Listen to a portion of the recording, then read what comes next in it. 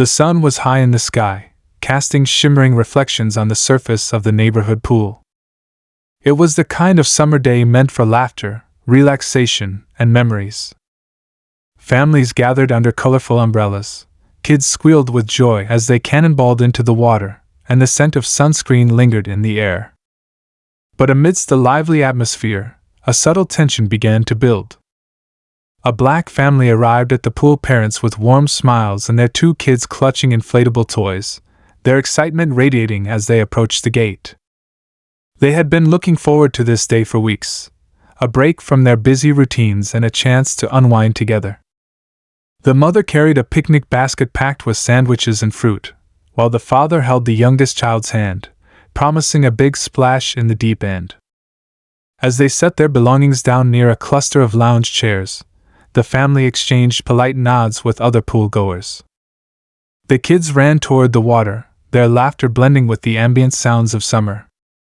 But while most people went about their day, a few pairs of eyes lingered on the family a little too long, their gazes laced with something unspoken. At first, the parents brushed it off.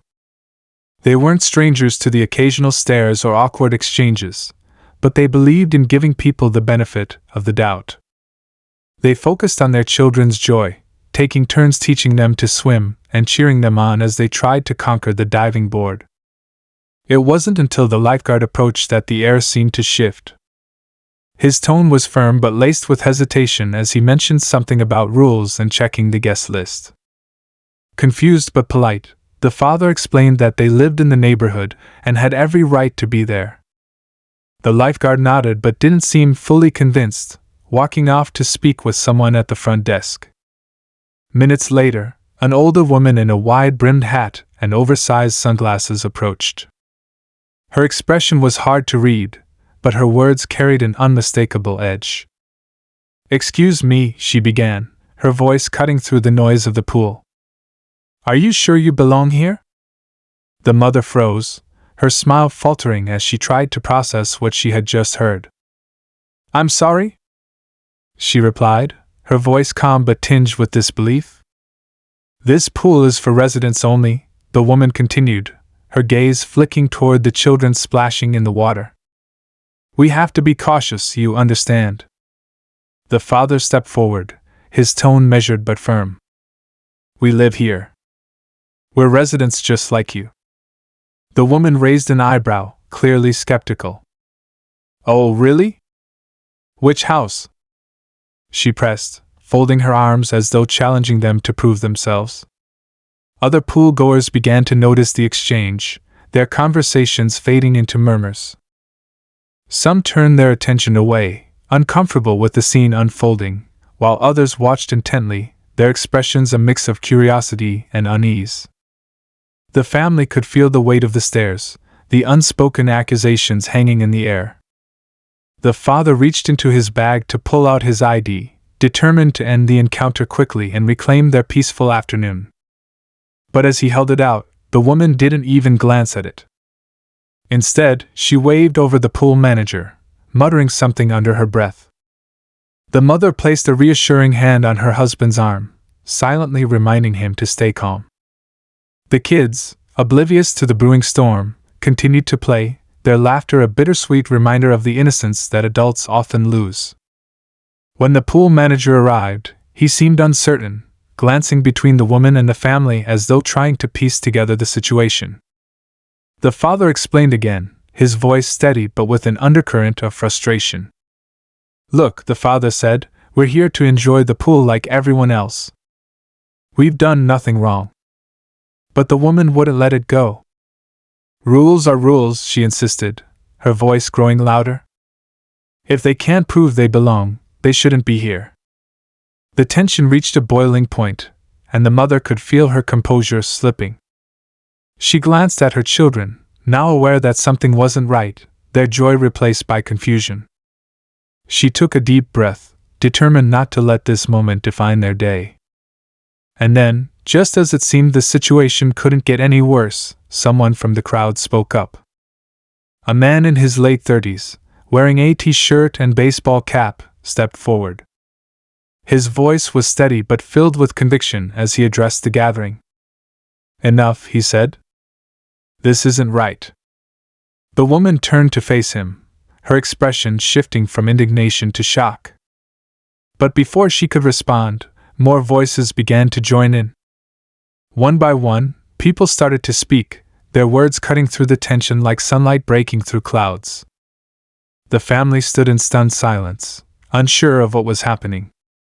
The mother clutched her husband's hand, her heart pounding as she realized they were no longer alone in this fight.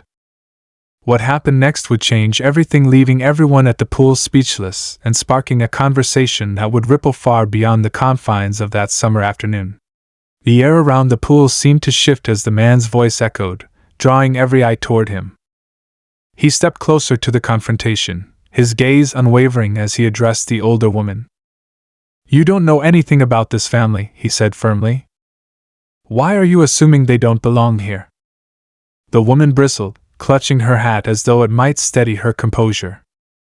"I'm not assuming anything," she snapped, though her voice wavered slightly. "I'm just looking out for the rules."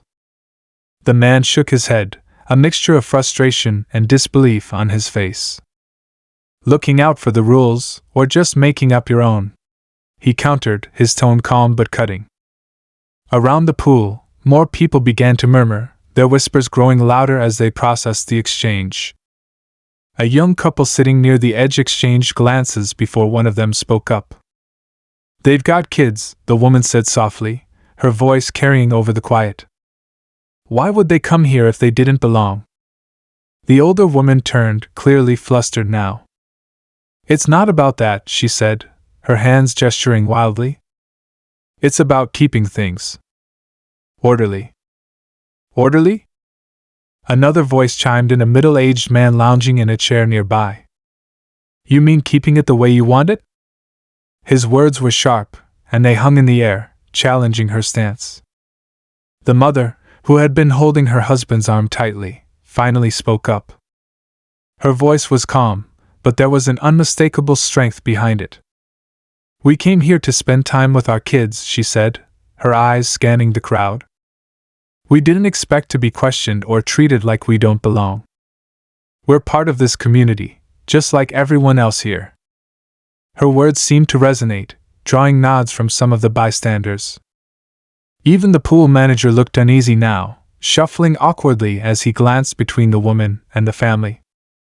The tension, however, didn't dissolve. If anything, it thickened as the older woman doubled down. "If you're so sure you belong here," she said, her voice rising, "then why didn't anyone recognize you before today?" The father took a step forward, his patience clearly wearing thin. "Because we just moved here," he said, his tone measured but firm. "A month ago. And we've been busy settling in, getting our kids ready for school, meeting our neighbors, things you'd know if you bothered to introduce yourself instead of assuming the worst." For a moment, there was silence. The older woman seemed at a loss for words, her mouth opening and closing as she searched for a response. But before she could speak, the man in the baseball cap stepped in again. "That's enough," he said, his voice louder this time. "This isn't about rules or recognition. This is about respect. And frankly, it's embarrassing that anyone has to explain that." The crowd seemed to shift again, a few people nodding in agreement, others looking away as if uncomfortable with the confrontation. The pool manager cleared his throat, finally finding his voice. "I think we've had enough drama for one day," he said awkwardly. "Everyone here is welcome, as long as they follow the rules." The father nodded, his expression calm but resolute. "That's all we've ever wanted," he said simply. It could have ended there. The family could have returned to their spot by the pool, the crowd could have dispersed, and the day could have gone back to normal. But instead, something unexpected happened. A woman in her 40s, sitting under a large umbrella, stood up and walked over to the family. She had been quiet up until now, watching the scene unfold with a thoughtful expression. Now, she extended her hand to the mother. "Welcome to the neighborhood," she said warmly, her smile genuine. "I'm sorry you had to go through this. It's not how things should be." The mother hesitated for a moment before taking the woman's hand. "Thank you," she said softly, her voice tinged with gratitude and relief. That simple gesture seemed to break the tension. A few others followed the woman's lead, introducing themselves to the family and offering kind words. But even as the atmosphere began to shift, the older woman stood her ground, her expression a mixture of anger and disbelief. "This isn't over," she muttered under her breath, loud enough for only a few to hear. Then she turned and walked away, leaving a trail of unease in her wake.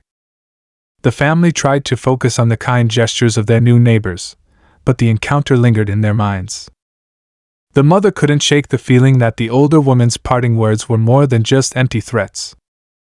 And as the sun began to dip lower in the sky, casting long shadows over the pool, the family couldn't help but wonder what would happen next. As the family packed up their things at the end of the day, the unease from earlier still lingered like a shadow. The kids were quiet, their usual chatter replaced by thoughtful silence. The mother tried to lighten the mood, asking them about their favorite moments at the pool, but their responses were subdued.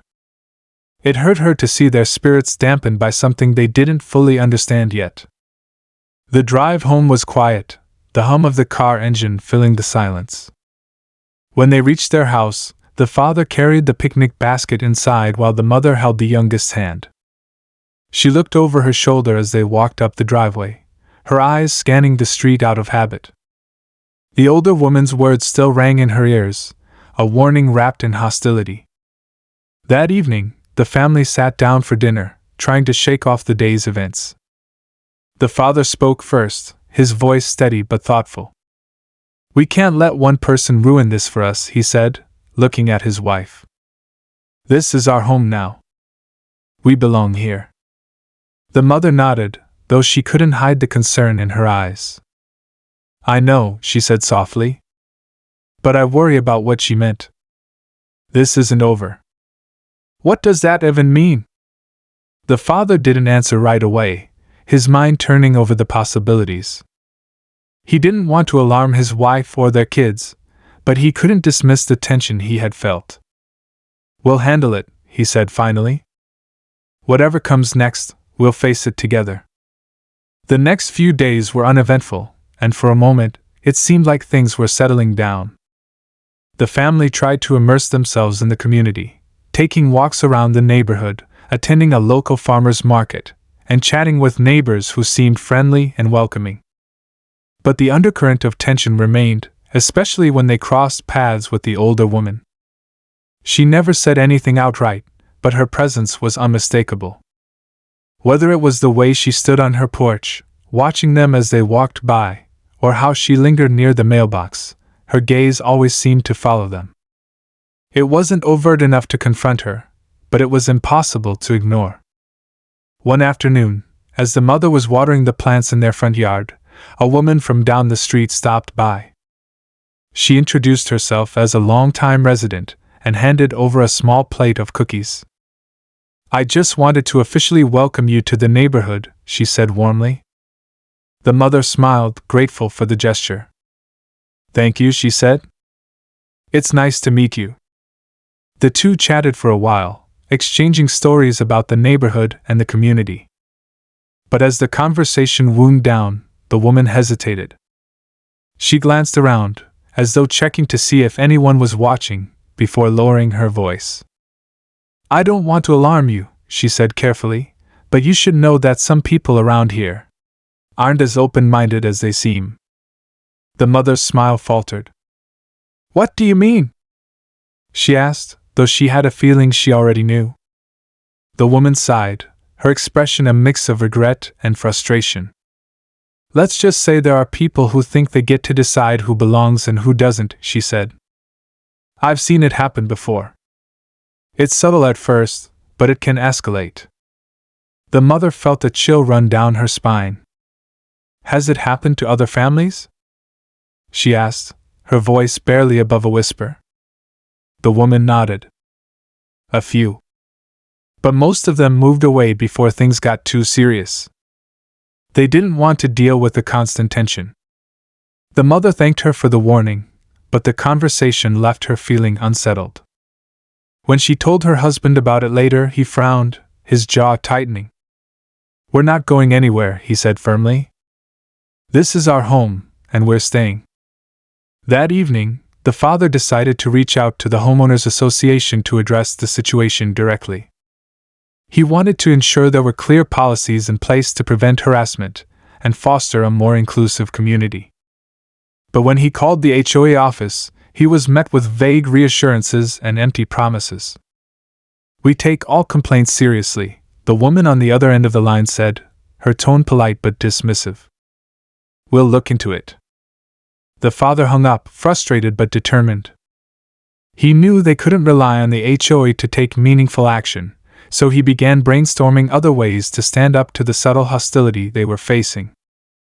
Meanwhile, the older woman seemed to be ramping up her efforts. Flyers began appearing around the neighborhood, subtly questioning the integrity of new residents. Anonymous notes were left in mailboxes, filled with vague but pointed language about maintaining community standards. The family couldn't prove the notes were directed at them, but the implications were clear. As the days turned into weeks, the tension in the neighborhood grew. Some neighbors rallied around the family, offering support and reassurance. Others avoided them altogether, either out of fear or agreement with the older woman's actions. The divide in the community became more apparent with each passing day. The family tried to stay strong, but the stress was beginning to take its toll.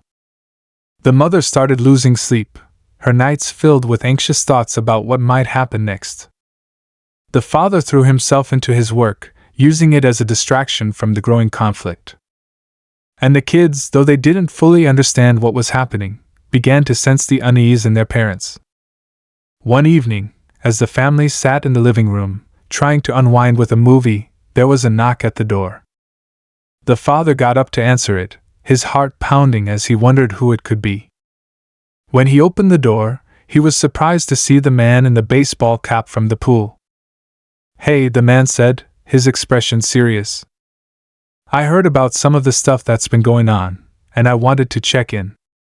This kind of thing isn't right, and I want to help." The father hesitated for a moment before stepping aside to let him in. "Thank you," he said, his voice heavy with gratitude. "We could use all the help we can get." As the man stepped into the house, the family felt a glimmer of hope. But they also knew that the road ahead would be anything but easy. The man from the pool sat down with the family, his expression a mix of determination and concern. He introduced himself as someone who had lived in the neighborhood for several years and had seen similar situations play out before. "This isn't just about you," he said. "It's about setting a precedent. If they think they can get away with this now, it'll keep happening to you, to others, to anyone they decide doesn't fit their mold." The father leaned forward, listening intently. "So what do we do?" he asked, his voice steady but edged with frustration. The man's eyes narrowed slightly, as though weighing his words carefully. "We make sure the rest of the neighborhood sees what's really happening," he said. "Most people don't want to pick sides unless they have to. If we shine a light on this behavior, it'll be harder for them to ignore." The family exchanged glances, unsure but willing to trust someone who seemed genuinely invested in helping them. Over the next few days, the man helped them craft a plan. They started documenting everything: the anonymous notes, the strange looks, the whispers that seemed to follow them whenever they left the house. The mother began keeping a journal, jotting down the subtle but persistent ways they were being targeted. At the same time, they made an effort to strengthen their ties with supportive neighbors. The father invited a few of them over for a casual dinner, using the opportunity to share their experiences and hear stories of others who had faced similar challenges. Slowly, a small but growing group of allies began to form, people who were willing to speak out against the hostility that had taken root in their community. But as their network of supporters grew, so did the pushback. The older woman wasn't backing down. If anything, her tactics became bolder. She began holding informal gatherings in her backyard, inviting like-minded neighbors to discuss concerns about the changing character of the neighborhood. One evening, as the family was sitting down for dinner, a loud knock startled them. The father opened the door to find a uniformed officer standing on the porch. Behind him, the older woman stood with her arms crossed, her face a mask of indignation. "We've received a report about some disturbances in the neighborhood," the officer said, his tone neutral but firm. The father's stomach dropped. "Disturbances?" he repeated, glancing past the officer at the woman. "Like what?" The officer hesitated, as though the complaint itself seemed tenuous. "There have been some claims about noise late at night and unusual activity around your property," he said. The father shook his head, his frustration bubbling to the surface. "That's ridiculous," he said. "We're a family with young kids. We're usually in bed by 10. The officer nodded, seeming to sense the truth in his words. "I'm not here to accuse anyone," he said. "I just need to follow up on the report." The mother stepped forward, her voice calm but firm. "We've also been receiving anonymous notes and dealing with other forms of harassment," she said. "Is there someone we can talk to about that?" The officer looked uncomfortable, shifting his weight from one foot to the other.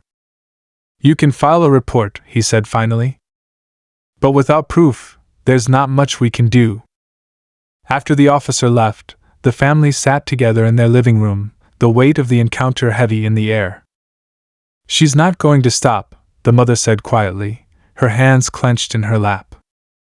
"She wants us to feel isolated," the father replied. "But we're not alone. We've got people who believe in us, and we need to lean on them now more than ever." The next day, the family's allies began circulating a petition, calling for a formal review of the neighborhood's HOA policies and the establishment of clear guidelines against harassment and discrimination. The petition gained traction quickly, with many neighbors signing on and expressing their support. But just as things seemed to be turning in their favor, another blow landed. A new flyer appeared on the community bulletin board, accusing the family of trying to stir up trouble and divide the neighborhood. It wasn't signed, but the language was unmistakably familiar. The family gathered around the flyer, their faces etched with frustration and disbelief. "She's doubling down," the father said, his jaw tightening. "We can't let this intimidate us," the man from the pool said, his voice steady. "The fact that she's resorting to this means she's feeling threatened. It means what we're doing is working." The family nodded, trying to draw strength from his words. But as the tension in the neighborhood reached a boiling point, it became clear that a confrontation was inevitable. One evening, as the family was preparing dinner, there was another knock at the door. This time, it wasn't an officer or a neighbor. It was the man from the pool, his expression grim. "I think you need to see this," he said, holding up his phone. The father took the phone and stared at the screen, his eyes narrowing as he read the message.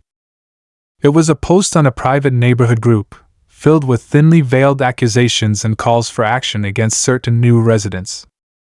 The mother looked over his shoulder, her face paling as she read the words. "This is getting out of hand," she said, her voice shaking. The father handed the phone back, his jaw set in determination. "If they want to fight," he said, "we'll give them one. But we're going to do it the right way." The family spent the rest of the evening drafting a letter to the HOA and the broader neighborhood, addressing the situation head-on. They outlined their experiences, their intentions, and their hope for a community where everyone felt welcome. As they finished the letter and prepared to send it out, the father looked at his family, his eyes filled with a mix of resolve and love. "No matter what happens," he said, "we'll face it together." But even as they tried to hold on to that hope, they couldn't ignore the sense that the battle was far from over. Somewhere in the neighborhood, the older woman was undoubtedly planning her next move, determined to maintain her grip on a community she believed was hers to control. The family sat around their dining table, reviewing the final draft of their letter. There was a weight in the room, a mix of anticipation and apprehension. They knew that once this letter was sent, it would be like striking a match in a dry forest, sparking change, but also potentially igniting something much bigger than they'd anticipated. As they emailed the letter to the HOA and posted it in the neighborhood's online group, the mother glanced out the window. She saw the familiar figure of the older woman, strolling past their house with her small dog. Her eyes met the woman's briefly, and a chill ran down her spine. There was no malice in the woman's gaze this time, just a calm, unsettling certainty, as if she already knew what was coming next. Within hours, responses began pouring in. Some neighbors expressed outrage at the harassment the family had faced, rallying to their side and calling for accountability.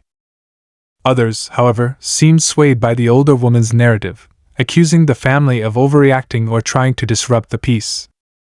The online group became a battleground, with heated debates breaking out in the comment sections.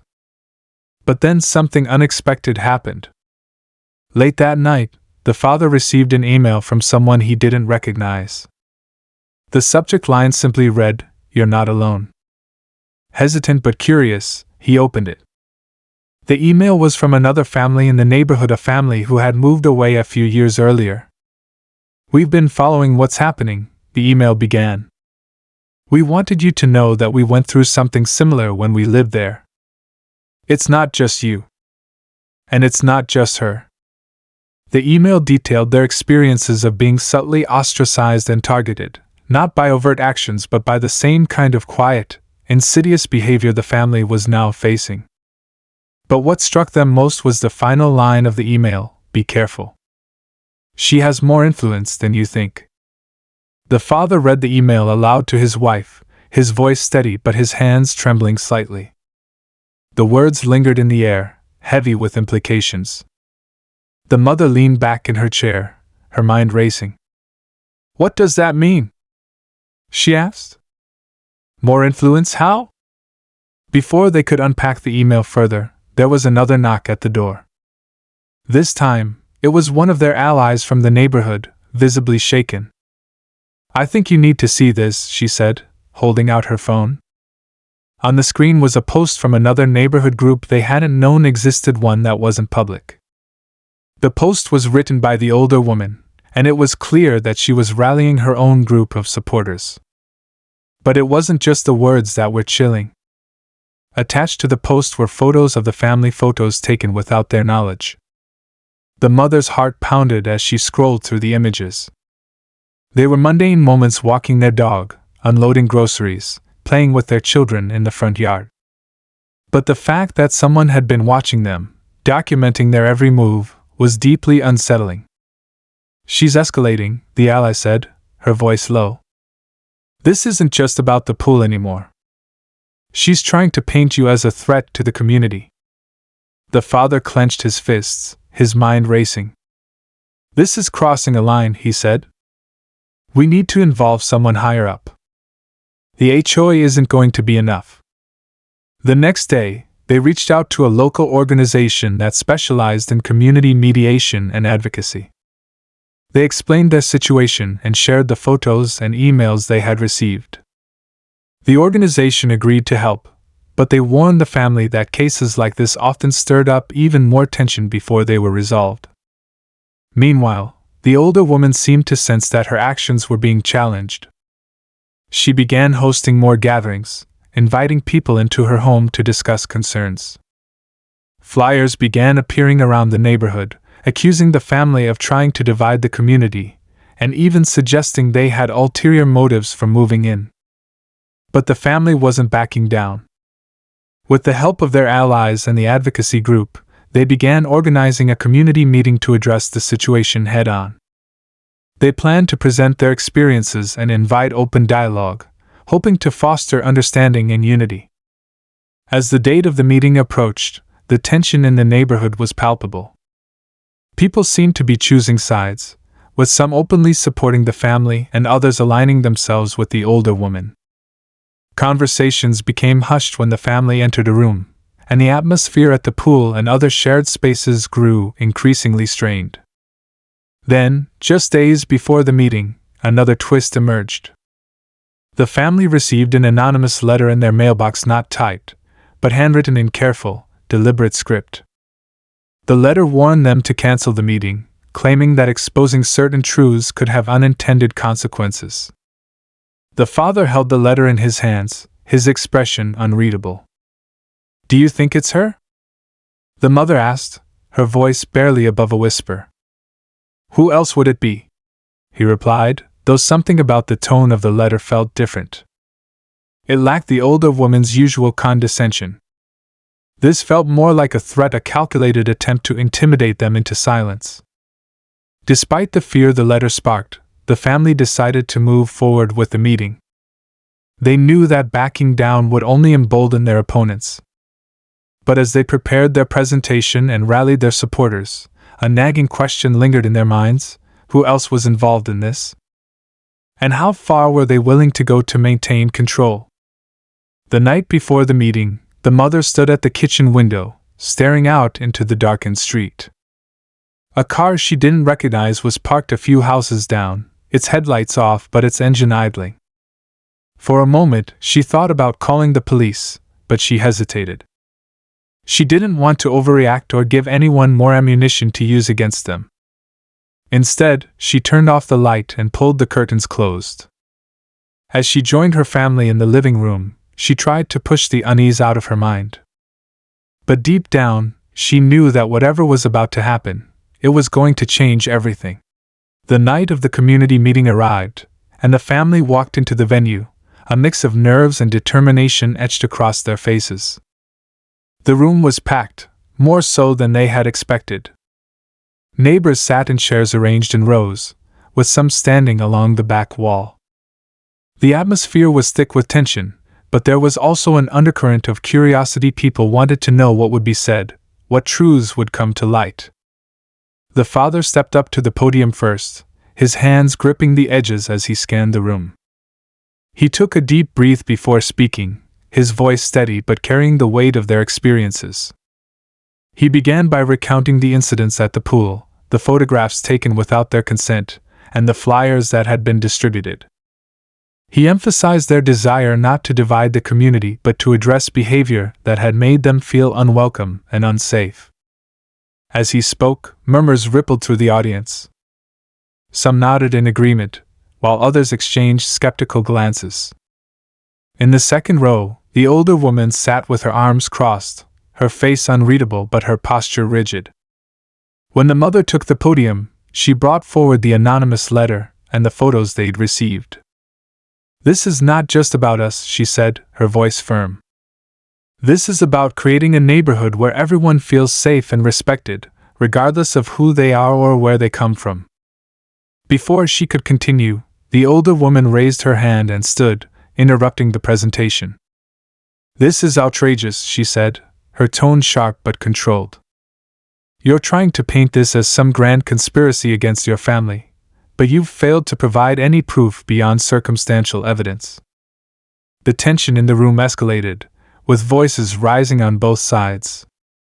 A neighbor stood to defend the family, recounting how they, too, had felt excluded since moving in.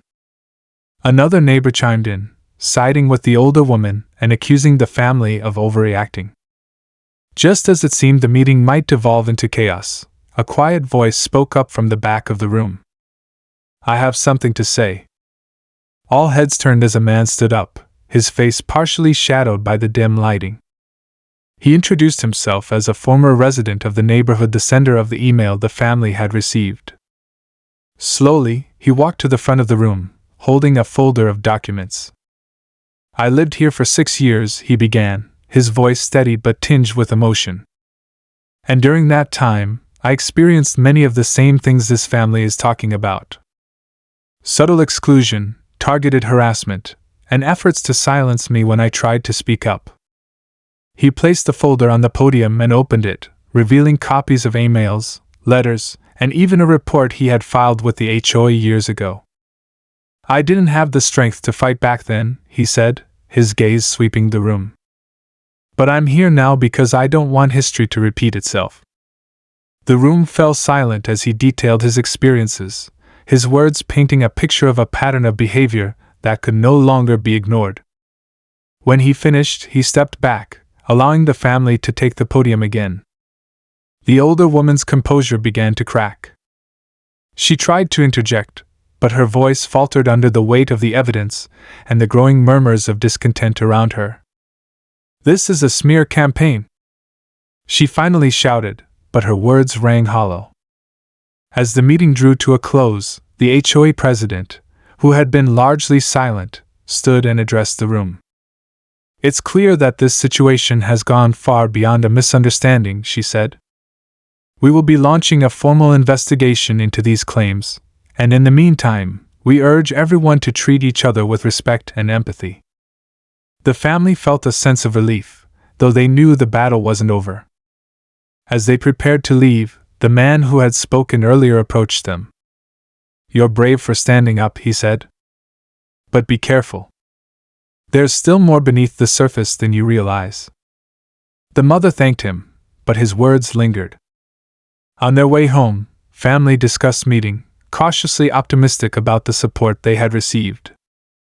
Yet, as they pulled into their driveway, something caught their eye: a single piece of paper taped to their front door.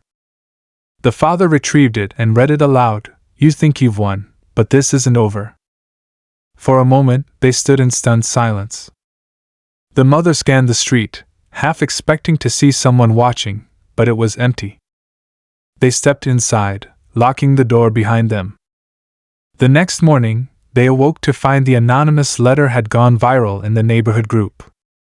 Someone had posted it with the caption, "The fight for our community continues." The post's author was anonymous, but the tone was unmistakable. The older woman's influence hadn't waned, it had simply gone underground. The family realized that while they had won an important battle, the war for true change in their neighborhood was far from over. Yet, as they sat together over breakfast, they felt something they hadn't felt in months: hope. They weren't alone in this fight, and they were determined to see it through, no matter what came next. And as the story began to ripple beyond confines of their community, sparking conversations about inclusion, fairness, and power of standing up for what's right, they knew their voices were making a difference even if the road ahead remained uncertain. The following days were a whirlwind for the family. The letter taped to their door had shaken them, but they were determined not to let fear dictate their actions. They reached out to the HOA, not just for protection but to ensure the investigation promised that the meeting moved forward. This time, they weren't willing to let things slip into silence. Meanwhile, community seemed to split into two camps. On one side were those who supported the family, calling for accountability and change. On the other were those who believed families' claims were exaggerated, clinging to the idea that this was nothing more than an attempt to stir trouble. The family found strength in allies who stood by them. Neighbors began visiting, offering words of encouragement and pledging their support. One family even volunteered to organize a block party as a gesture of unity, hoping it would bring people together. Despite these small signs of progress, tension remained. The anonymous posts and community group continued, their tone growing more aggressive. The family suspected the older woman was behind them, but with no proof, there was little they could do. They focused instead on gathering their own evidence, documenting every interaction, every note, and every suspicious occurrence. The investigation by the HOA moved slowly, but it wasn't entirely stagnant. A few neighbors came forward to share stories of past experiences, adding credibility to the family's claims. Some even pointed fingers at certain individuals, describing similar patterns of exclusion and intimidation. One evening, as the family sat together reviewing their notes, a knock came at the door. It was a man who had spoken up at the meeting, the former resident who had shared his story. He carried a small box filled with documents. "I've been thinking about what you said," he began, setting box on their dining table. "I found these in an old storage bin. They might help you." Inside were old HOA newsletters, minutes from past meetings, and copies of letters he'd received during his time in the neighborhood. The family pored over the papers late into night, finding pieces of a puzzle that began to form a disturbing pattern. There were repeated mentions of complaints, often vague but always targeting newcomers who didn't fit in. The language used was subtle but undeniably biased. With this new evidence, family prepared to meet with the HOA board again. This time, they brought not just their own experiences but a timeline of events stretching back years.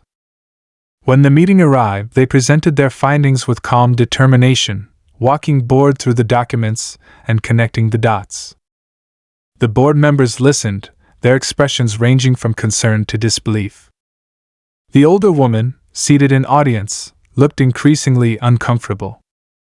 She tried to interject at one point, claiming the documents were being taken out of context, but her voice was drowned out by murmurs of agreement from the audience. After the meeting, the board announced they would escalate the investigation, bringing in a third-party mediator to ensure fairness. For the family, it felt like a turning point. They knew there was still a long way to go, but the tide seemed to be shifting. In the weeks that followed, the atmosphere in the neighborhood began to change. The block party organized by supportive neighbors turned into a celebration of diversity, with families sharing food, music, and stories from their cultures. The family attended, cautiously optimistic, and were heartened to see so many people come together in good faith. The older woman, however, remained distant. Her influence in the community seemed to wane as more neighbors began questioning her actions. Eventually, she stepped down from her informal leadership role, citing personal reasons. The family's life didn't return to normal overnight, but they noticed small victories each day. More neighbors waved as they passed by, and conversations in the community group became less hostile. The HOA's investigation eventually concluded, recommending new guidelines for inclusivity and conflict resolution.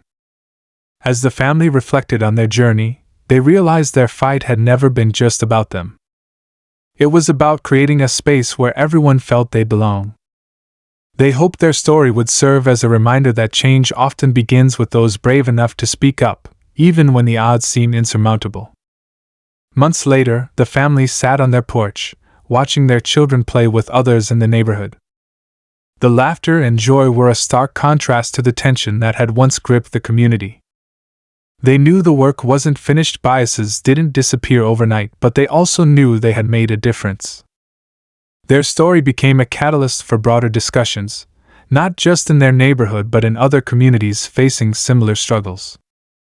And while the road to change was far from easy, it was worth every step to create a place where kindness and understanding could thrive. In the end, the family found not just acceptance but a sense of belonging. Their resilience had turned conflict into an opportunity for growth, leaving a legacy that would resonate long after the last page of their story was written.